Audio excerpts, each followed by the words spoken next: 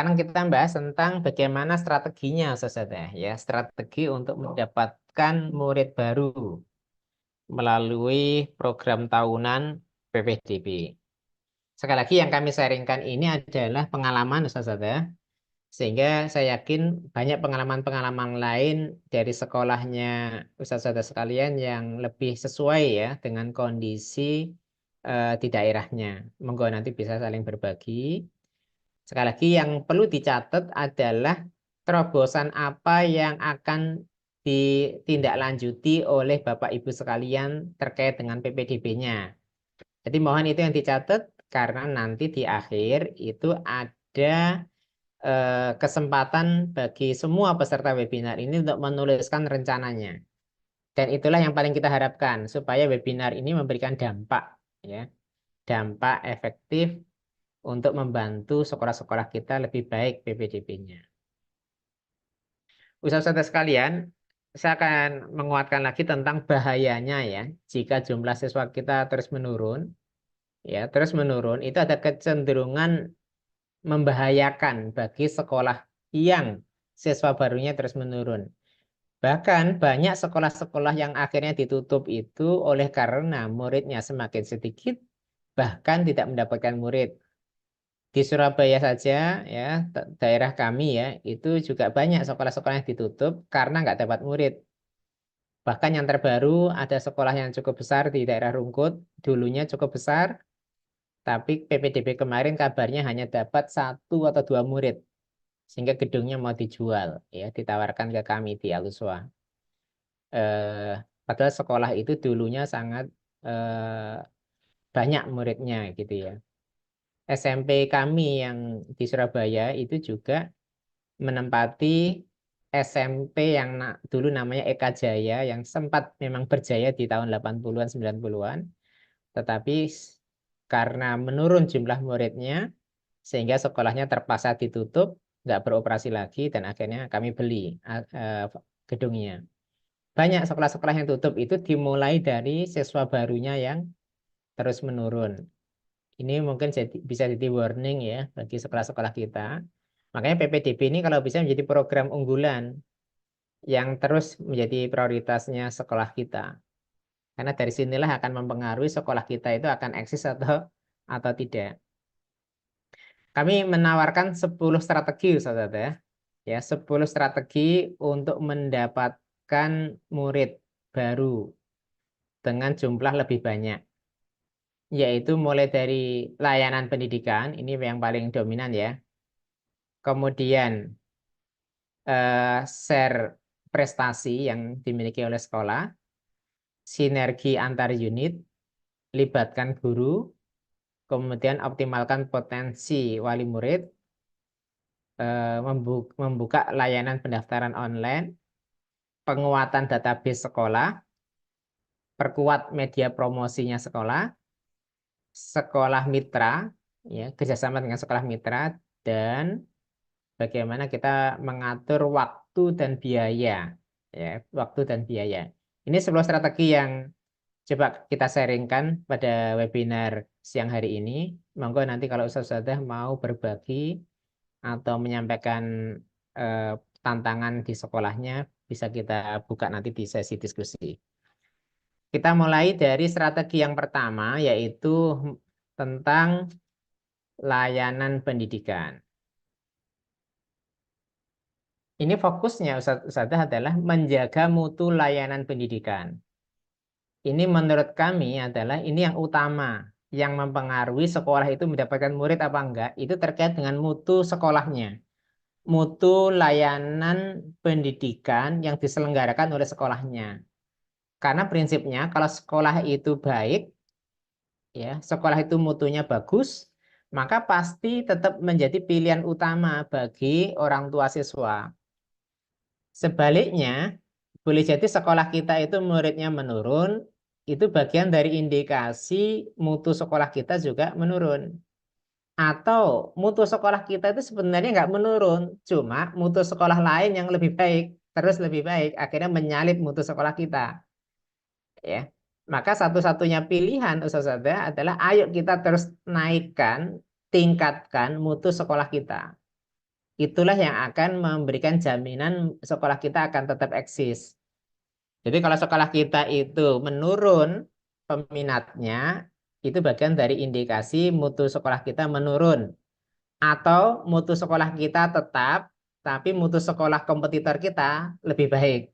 Ya, ini akan menuntut bahwa sekolah-sekolah itu harus membuat terobosan-terobosan yang terus dilakukan supaya tetap leading ya kualitasnya dibandingkan sekolah-sekolah lainnya. Eh, Kualitas layanan pendidikan menjadi penentu utama eksistensi sekolah. Ya, sekolah itu akan tetap jadi pilihan utama atau akan ditinggalkan. Itu terkait dengan kualitas layanan pendidikan kita. Baik layanan ke siswanya maupun layanan ke orang tuanya. Ya. Jadi, usaha-usaha sekalian, kunci keberhasilan mendapatkan murid baru itu dimulai dari memastikan kualitas sekolah kita terus lebih baik. Itu strategi pertama, dan inilah marketing yang paling efektif untuk mendapatkan murid. Ya, misalnya kita persering, ini kalau di tempat kami, kita persering melakukan survei bagaimana layanan pembelajaran. Ini kalau bisa dipersering minimal 1 tahun sekali, syukur-syukur bisa setiap semester, sehingga kita benar-benar bisa melakukan review ya, dan juga analisa, kira-kira mutu pembelajaran guru-guru kita itu sebenarnya kecenderungannya lebih baik atau tetap atau menurun gitu. Maka harus dilakukan eh, pengkajian berdasarkan data yang ilmiah ya, bukan bukan berdasarkan katanya orang gitu ya, tapi kita harus melakukan survei beneran pakai data yang lebih ilmiah. Atau kita juga secara rutin menyelenggarakan bagaimana survei mutu sekolah, termasuk mutu layanan makan siswa, mutu layanan sarana prasarananya, mutu layanan komunikasi guru kepada wali muridnya, mutu layanan pembelajaran semua aspeknya, baik itu Al-Quran, akademik, minat bakat, dan sebagainya, itu terus kita kaji. Makanya kalau kita mau menjaga mutu layanan sekolah kita, kita juga harus mau mendapatkan masukan dari orang tua, masukan dari murid. Bahkan survei pembelajaran itu yang menjadi respondennya itu adalah siswa. Seakan-akan siswa itu menilai guru, seakan-akan begitu. Walaupun secara teknis kita konsep yang tetap mendidik begitu ya. Sehingga banyak guru-guru itu diketahui. Guru-guru itu menurut kita mungkin aman-aman saja, tetapi menurut siswa itu guru itu nggak bagus. Ya itu bisa kita kaji melalui program-program seperti ini. Ya, Eh, dan ini menurut kami sebagai kunci sukses untuk mendapatkan murid baru untuk jangka panjangnya, begitu. Baik, itu yang pertama. Jadi kalau bicara tentang strategi utama adalah mutu sekolahnya harus tetap lebih baik, ya. Itu sebagai jaminan pertama. Yang kedua, usaha-usaha sekalian, strategi kita adalah membagikan, nge-share hasil capaian dan prestasi sekolah sesering mungkin. Jadi ini ibaratnya kita marketing, mempromosikan sekolah sepanjang hari, bukan hanya saat PPDB. Mengapa kita perlu membagikan capaian-capaian sekolah kita? Karena ini sebagai bukti bahwa sekolah kita itu memberikan layanan pendidikan yang berkualitas. Bahkan bisa dibandingkan dengan sekolah lainnya. Jadi kalau ada keberhasilan-keberhasilan usaha ya, baik dalam proses pembelajaran harian, ya, maupun capaian-capaian prestasi di luar sekolah, ya, yang itu menunjukkan persaingan antar sekolah, itu tolong dibagikan, ya, dibagikan. Manfaatkan semua media yang dimiliki, ya, baik misalnya itu media website ataupun YouTube ataupun media yang lain. Baik, usaha-usaha sekalian, eh, sebenarnya banyak sebenarnya mutiara-mutiara hasil pendidikan kita itu dalam kesehariannya. Cuma banyak orang tua, banyak masyarakat itu yang nggak tahu tentang bagaimana keberhasilan sekolah kita dalam mendidik anak-anak. Mengapa mereka nggak tahu? Karena kita jarang membagikan itu.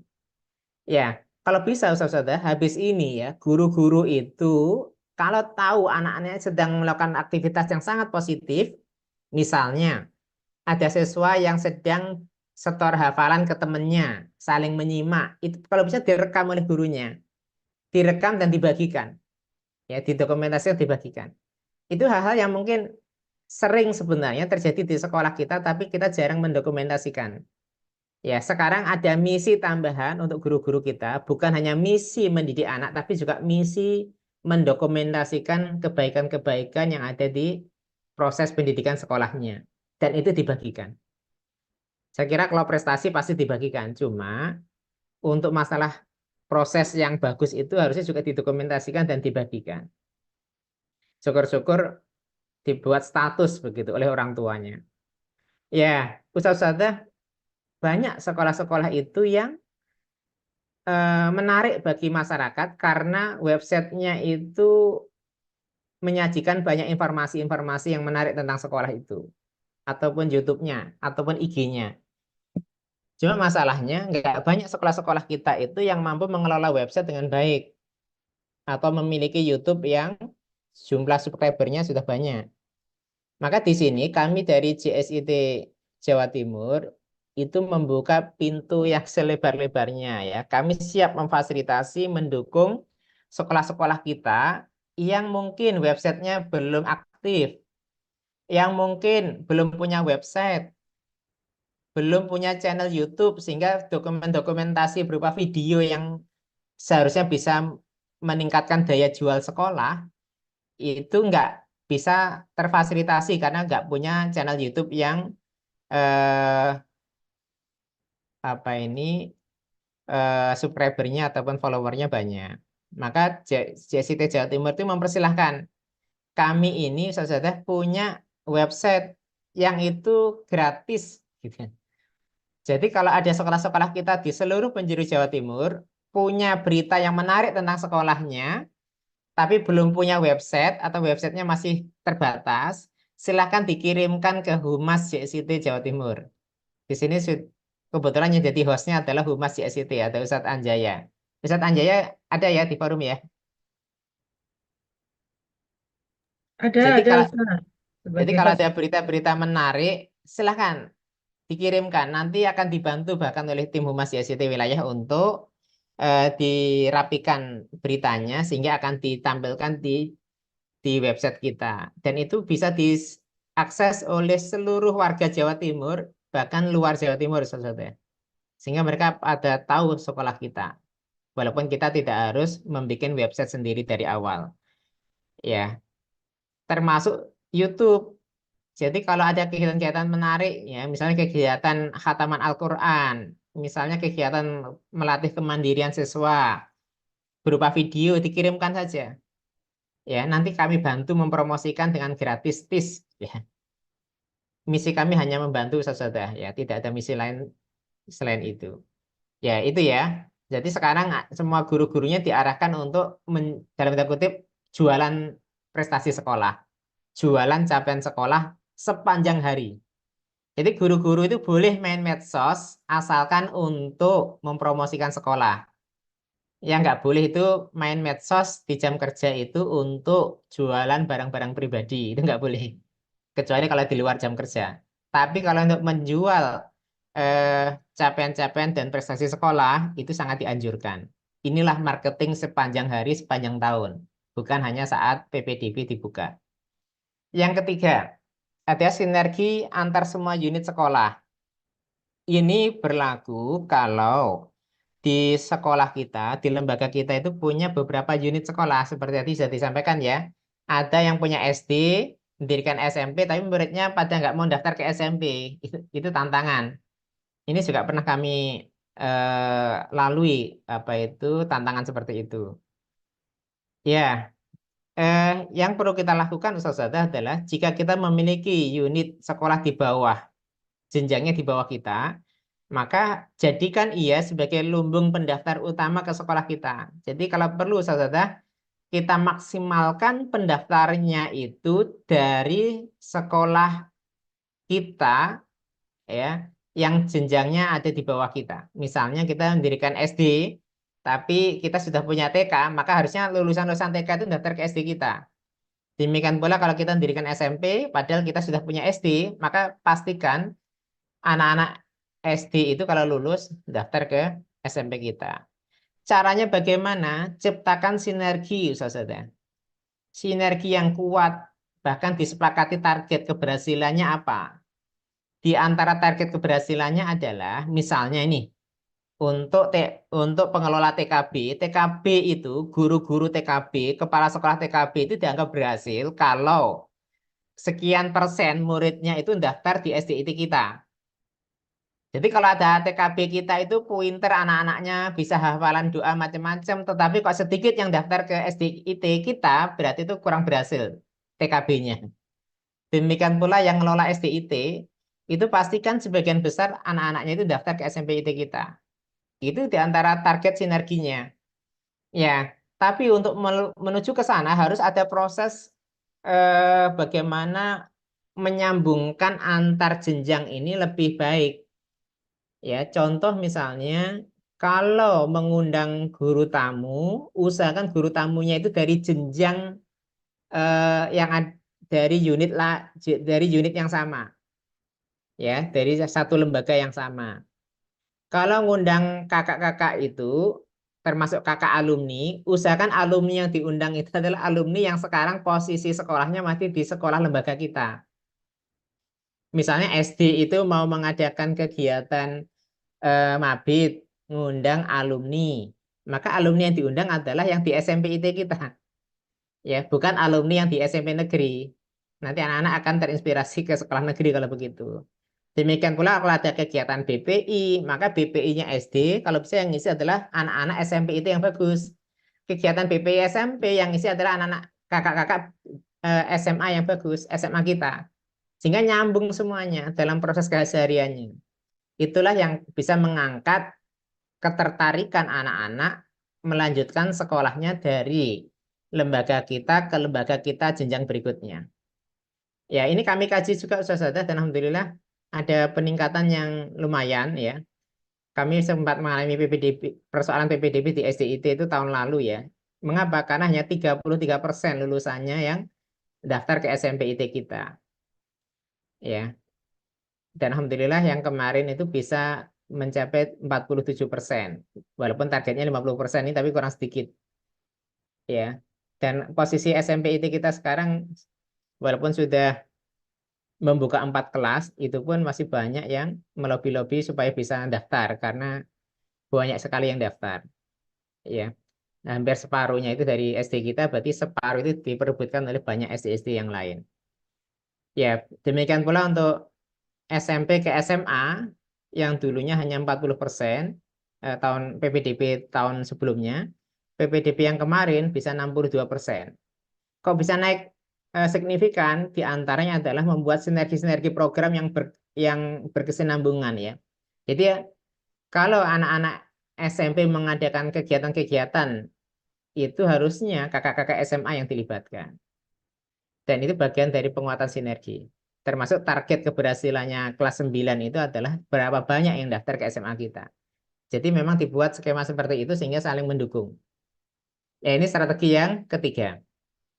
Kemudian yang keempat adalah melibatkan semua guru, saudara. Jadi PPDB ini agenda besar, mempengaruhi keberlanjutan sekolah kita, makanya harusnya tidak dibebankan ke sebagian kecil guru, tapi semua guru kalau bisa dilibatkan. Ya, dilibatkan. Karena dengan melibatkan semua guru itu potensi keberhasilannya lebih besar dan lebih ringan bebannya ini. Eh, Libatkan mereka sesuai dengan potensi yang dimiliki. Misal, ada yang potensinya merekam testimoni orang tua, dia suka bikin konten-konten, maka libatkan guru itu untuk bikin konten. Ya, di antara konten yang bisa dikuatkan adalah misalnya konten kegiatan siswa, konten testimoni orang tua. Itu guru ada yang kecenderungan ke sana ini. Artinya kalau kita nggak punya humas khusus, ya kita bisa melibatkan guru-guru yang punya kecenderungan lebih, potensi lebih untuk hal itu. Atau mungkin sukanya bikin flyer, libatkan mereka untuk bikin flyer. Eh, Pastilah ada lah guru-guru kita itu yang bisa bikin flyer. sehingga kita bisa memproduksi flyer itu sesering mungkin, ya, yang akan mendukung PPDB kita. Mungkin ada yang sukanya promosi ke sekolah-sekolah, ya, sukanya ngomong gitu ya, maka terjunkan dia. Kalau bisa dibagi itu. Jadi misalnya kita sedang target mendapatkan murid SD, maka pastikan TK-TK di seluruh daerah kita itu sudah dikunjungi. Maka itu hanya mungkin dilakukan kalau kita melibatkan banyak guru. Guru yang suka ngomong, yang pinter mempersuasi orang, itu kita terjunkan ke situ. Ya, jadi semuanya berbagi, semuanya bergerak. Ya, walaupun harus berbagi waktu dengan tugas amanah di sekolah. Tapi kalau ini hanya dibebankan ke beberapa orang guru saja, berat PPDB ini. Dan ini Ustazah waktunya bisa panjang kayak gini. Ya, bisa sepanjang tahun bahkan. Baik, itu yang keempat, melibatkan banyak guru untuk sama-sama mendapatkan murid. Bahkan setiap guru itu diberikan tugas setiap ketemu orang, ya, setiap ketemu orang pastikan tawari PPDB sekolah kita. Walaupun misalnya guru kita itu guru SMP misalnya, itu juga bisa mempromosikan tentang SD-nya, mempromosikan tentang TK-nya, apalagi tentang SMP-nya. Jadi punya misi marketing semuanya itu guru-guru. Ya, dan ini melekat. Bahkan pernah, ya mohon maaf ya, kami agak keras ya dalam hal ini. Kalau ada guru kita yang mengajak muridnya, menawari muridnya untuk ke sekolah lain setelah lulus dari sekolah kita, ya, itu kan kita larang benar itu. Tapi kalau itu terjadi, maka kalau murid kita berkurang dan akhirnya harus ada pengurangan guru, maka guru yang akan kita kurangi duluan adalah mereka yang ngajak muridnya sekolah di tempat lain. Ya, walaupun itu dalam proses pembelajaran biasa. Ya, karena ini nggak mungkin lah kita bisa sukses PPDB ini kalau nggak didukung penuh oleh semua guru-guru yang ada di sekolah kita. Sekarang yang kelima, Ustazah adalah minta bantuan wali murid. Ya, ini strategi yang kelima, minta bantuan wali murid. Caranya bagaimana? Ya, caranya adalah kita melibatkan mereka untuk mempromosikan sekolah kita. Karena promosi melalui getok tular ya, getok tular itu cerita, ya, cerita antar orang ke orang, ya, terutama yang diceritakan itu hal-hal yang positif tentang sekolah anaknya, itu paling efektif Ustazah untuk bisa meyakinkan orang lain. Jadi kalau gurunya yang mempromosikan sekolah itu wajar lah. Mungkin orang tua juga akan, alah itu sekolahnya ya pasti akan dibaik-baikin gitu kan. Tapi kalau yang cerita itu adalah customer kita, yaitu wali murid, ya mereka cerita keberhasilan anaknya ketika sekolah di tempat kita, itu pasti akan lebih meyakinkan orang lain. Ya, maka libatkan mereka untuk promosi getok tular ini. Ya, eh,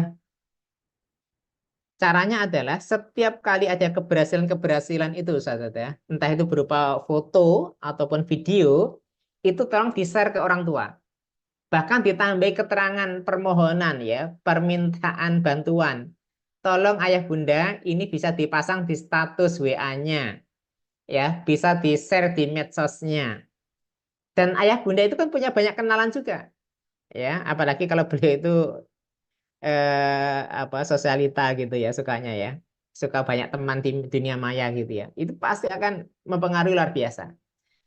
Ya, nanti kami tunjukkan ya hasil kajian kami tentang hal itu.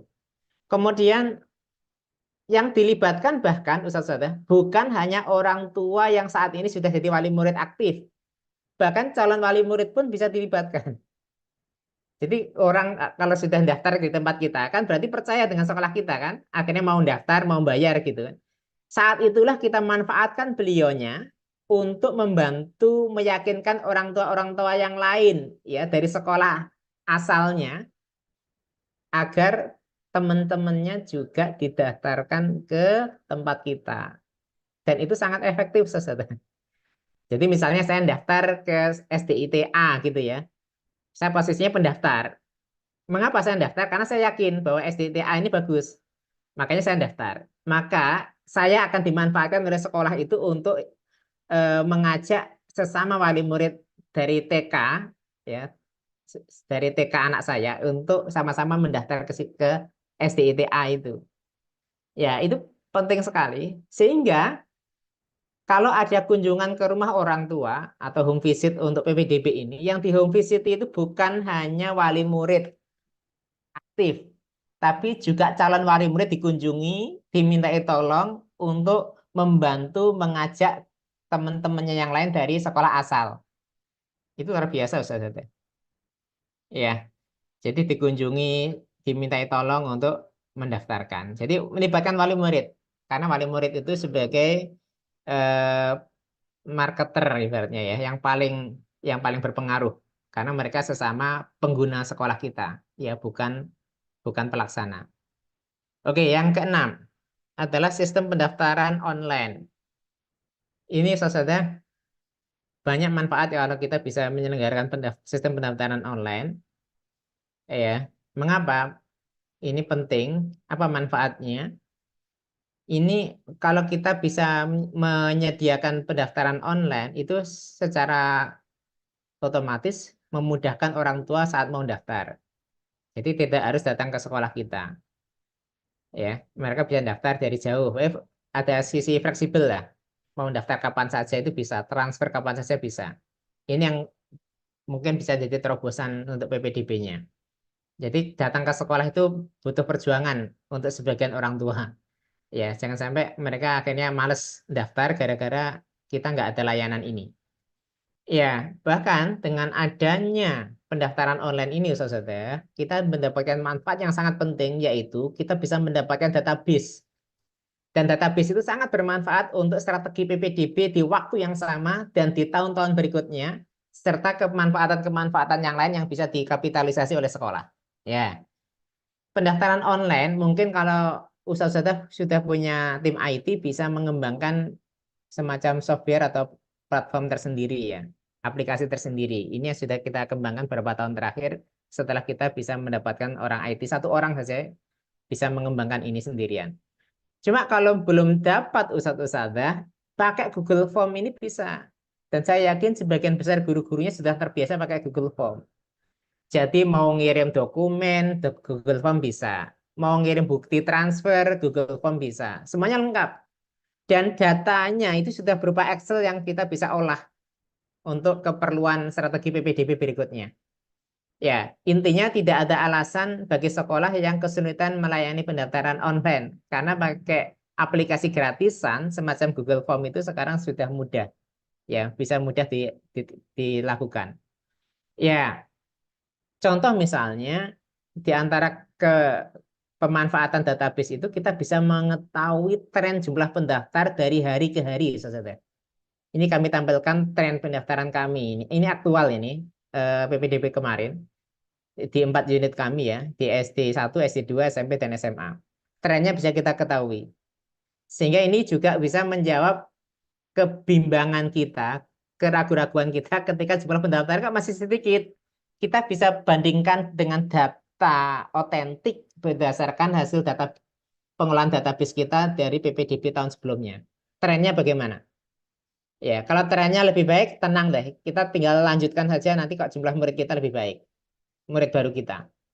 Ya, ini data ini bisa kita miliki, bisa kita sajikan seperti ini karena kita punya database. Database dari mana kita dapatkan? Karena mereka mendaftar secara online, sehingga kita bisa otomatis punya database-nya untuk kita olah dan kita mainkan untuk strategi-strategi PPDB kita. Ya, tapi kalau pendaftarannya masih manual itu agak ribet biasanya, atau males bahkan tim kita untuk mengelola database-nya. Baik, ini strategi-strategi kita main data seperti ini. Dan dari data inilah strategi kita akan lebih lebih efektif gitu. Kemudian yang ketujuh adalah memanfaatkan database sekolah potensial. Ini. Maksudnya sekolah potensial itu adalah sekolah-sekolah yang sering kali murid-muridnya itu daftar ke tempat kita. Maka kita petakan data sekolahnya. Ya. Dan itu sangat mempengaruhi bagaimana strategi untuk bisa mendapatkan banyak murid dari sekolah itu. Ya. Dan ini dan bisa kita berikan perlakuan khusus kepada sekolah-sekolah yang potensial sesuai klasternya. Jadi kita buat klaster-klaster. Klaster A itu sekolah yang selama ini banyak muridnya itu didaftarkan ke tempat kita. Klaster B itu yang didaftarkan tetapi jumlahnya nggak sebanyak klaster A. Klaster C yang mungkin hanya 1-2 yang daftar. Klaster D ini mungkin belum ada yang daftar. Itu kita buat klasterisasi sehingga ini kita berikan perlakuan yang berbeda antar klaster itu. Dan ini hanya bisa kita miliki, bisa kita lakukan kalau kita punya database, saudara. Ini contoh. Ini tentang semua unit kita harus punya data seperti ini. Ini contoh kalau SMP ya. Kita punya sekolah-sekolah mana yang SD-SD mana yang potensial. Maka SD-SD ini yang kita target sebagai target utama kita. Jadi nggak harus dipukul rata. Jadi ada sekolah-sekolah yang eh, kita prioritaskan. Tren ini, Ustazah, ini tren 4 tahun terakhir ya. Jadi kami sampai punya data 4 tahun terakhir, tren sekolah itu daftar ke tempat kita itu berapa banyak.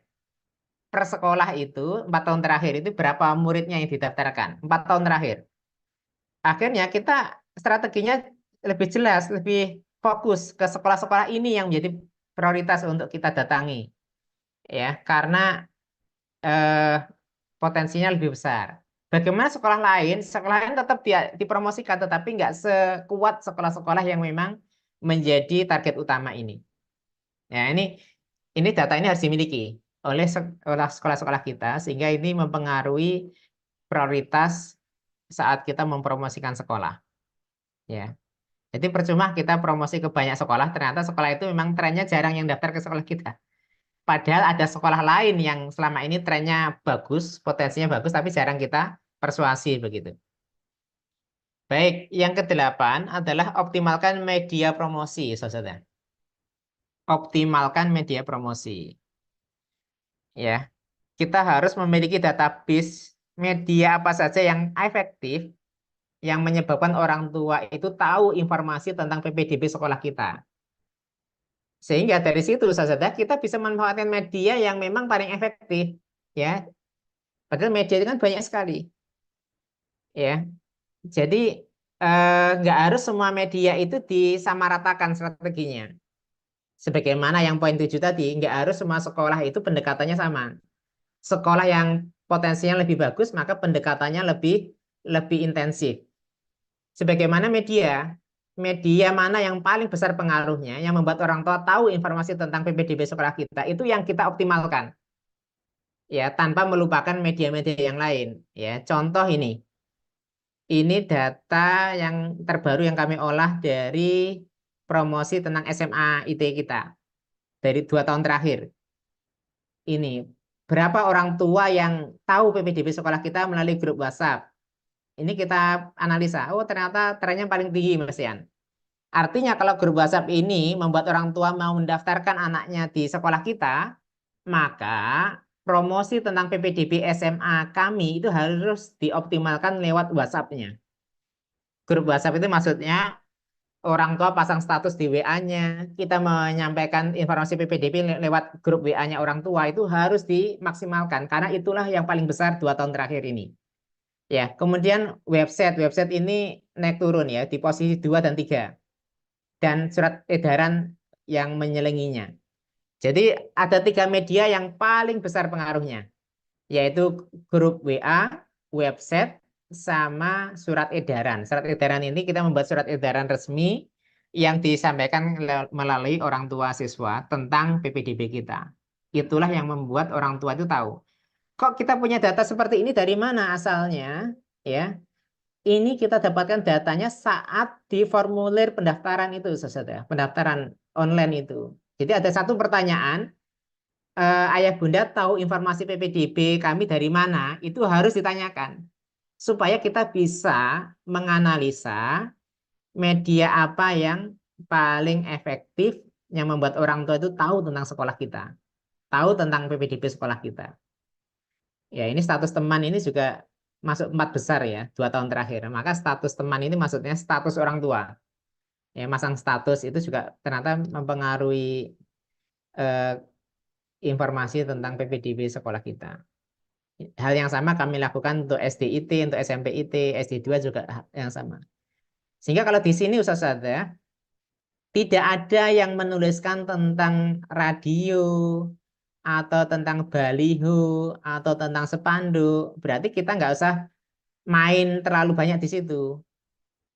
Ya, mengapa? Karena kenyataannya tanpa baliho, tanpa spanduk, tanpa promosi radio pun orang tua itu nggak terlalu terpengaruh oleh media itu.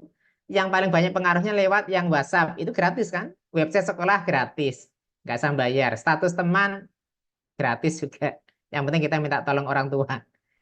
Surat edaran gampang dibuatnya. Ya, gak banyak sekolah-sekolah itu yang masang spanduk di mana-mana gitu ya, tapi tetap nggak dapat murid, nggak dapat pendaftar karena nggak dianalisa seperti ini. Maka analisa berbasis data itu menjadi hal yang sangat penting ya untuk strategi promosi sekolah kita. Oke, yang kesembilan adalah apresiasi sekolah mitra.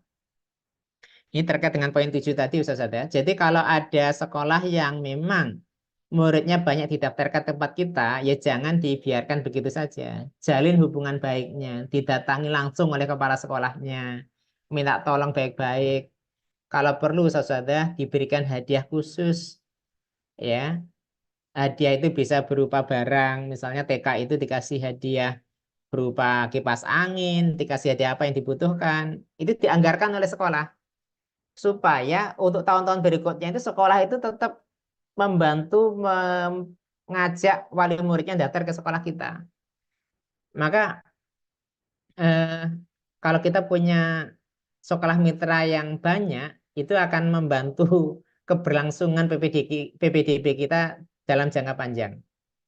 Karena mereka lah yang akan mensuplai ya lulusan-lulusannya ke sekolah kita. Ya, bagaimana kalau TK ya? TK itu mungkin mitranya itu adalah eh, komunitas-komunitas yang ada di masyarakat ya. Entah itu grup PKK atau grup-grup yang lain. Ya, itu kita jadikan sebagai relawan-relawan kita lah ibaratnya untuk membantu mempromosikan sekolah kita. Kalau perlu kita anggarkan khusus untuk menjalin hubungan baik itu.